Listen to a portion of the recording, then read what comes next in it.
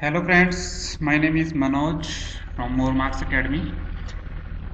हमने Indian economics का chapter human capital formation start किया था। फर्स्ट पार्ट के अंदर हमने डिस्कस किया था कि कौन कौन से फैक्टर्स ऐसे हैं जो ह्यूमन कैपिटल फॉर्मेशन के अंदर हेल्प करते हैं, प्लस ह्यूमन कैपिटल होती क्या है, कैसे फॉर्म करते हैं, उसके बेनिफिट्स क्या होते हैं, किसी एक कंट्री को उसके क्या क्या बेनिफिट्स मिलते हैं, वो सब चीज़ें हमने डिस्कस किया था।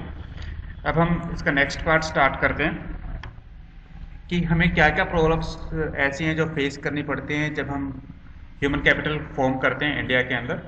तो सबसे पहली प्रॉब्लम तो जो हमारे पास आती है वो आती है राइजिंग पॉपुलेशन कि हमारे इंडिया की जो पॉपुलेशन है वो कंटिन्यूसली राइज होती जा रही है, बहुत तेज़ी से बढ़ रही है, जिसकी वजह से हमारे पास जो एग्जिस्टिंग फैसिलिटीज़ हैं वो कम होती जा रही हैं। एग्जिस्टिंग फैसिलिटीज़ के अंदर हम बात करें तो हाउसिंग की, सैनिटाइजेशन की, ड्रेनेज की, वाटर सिस्टम्स की, हॉस्पिटल्स, एजुकेशन, पावर सप्लाई, ये सब चीज़ें उस रेट से नहीं बढ़ रहे हैं जिस रेट से पॉपुलेशन हमारे पास इंक्रीज हो रही है।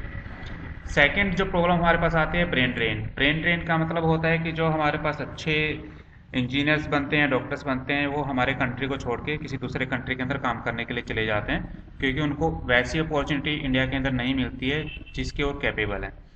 तो अब जो भी हमारे पास एजुकेटेड ह्यूमन कैपिटल है वो हमारे यहाँ से ट्रांसफ़र हो रही है किसी दूसरे कंट्री के अंदर, और वो लोग वहाँ पर जाकर के काम कर रहे हैं। थर्ड हमारे पास आता है deficient man power planning. Deficient man power planning का मतलब हमारे पास होता है कि हम उतने एफर्ट्स नहीं कर रहे हैं ताकि हम डिमांड और सप्लाई को मेंटेन कर सकें। हमारे पास मैन पावर जो है वो ज़्यादा होती जा रही है, उनको काम नहीं मिल पा रहा है, उसकी सप्लाई हमारे पास नहीं हो पा रही है। तो जो हमारे पास अनएम्प्लॉयमेंट है वो बढ़ती जा रही है कंट्री के अंदर।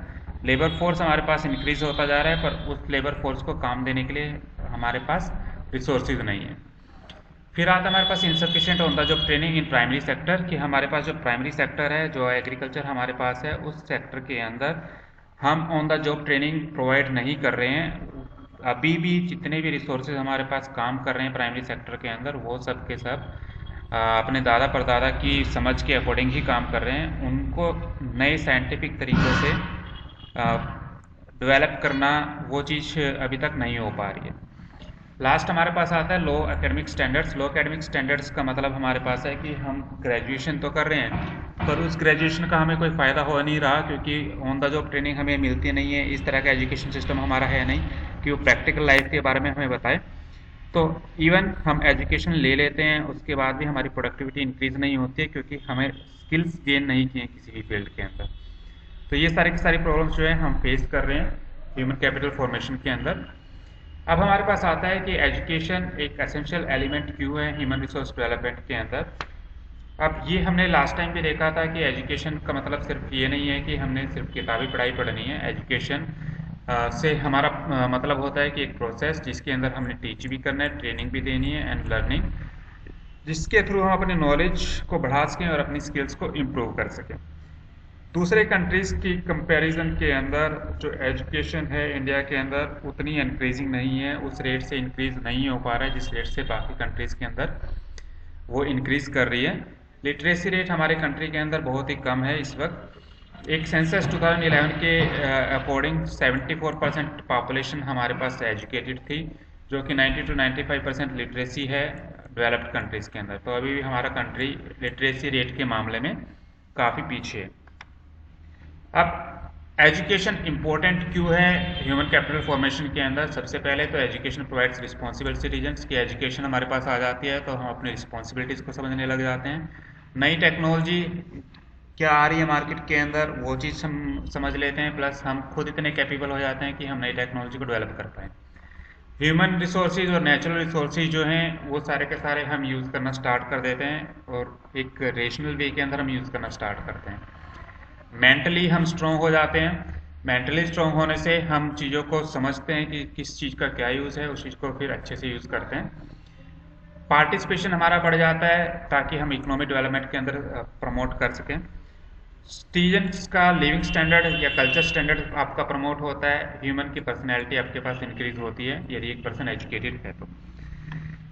अब बात आती है कि क्या गवर्नमेंट को एजुकेशन सिस्टम के अंदर या हेल्थ सिस्टम के अंदर इंटरफेयर करना चाहिए या नहीं करना चाहिए।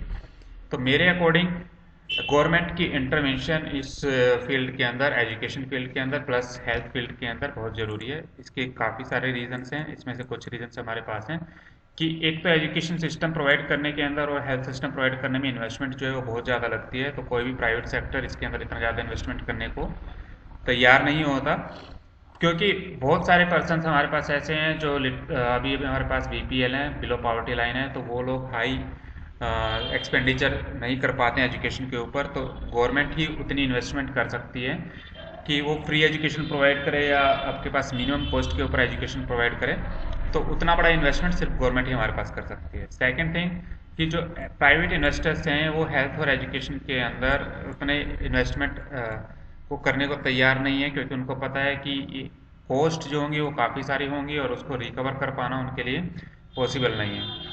तीसरा हमारे पास है कि हमारा कंट्री एक पुअर कंट्री है जो कि अफोर्ड नहीं कर सकता high prices of education and health, तो उसके लिए गवर्नमेंट को सब्सिडीज देनी पड़ती हैं प्लस फ्री एजुकेशन उनको देना पड़ता है, तो इसलिए गवर्नमेंट का इंटरवेंशन जरूरी है एजुकेशन और हेल्थ सेक्टर के अंदर।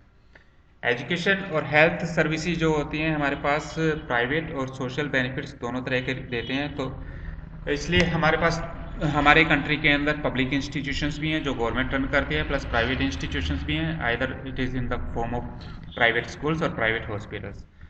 तो दोनों तरह के हमारे पास इंस्टीट्यूशंस हैं, क्योंकि सबको इसके अंदर प्रॉफिट दिखाई देता है, इसलिए प्राइवेट इन्वेस्टर्स ने भी स्मॉल स्केल के ऊपर इन्वेस्ट किया हुआ है।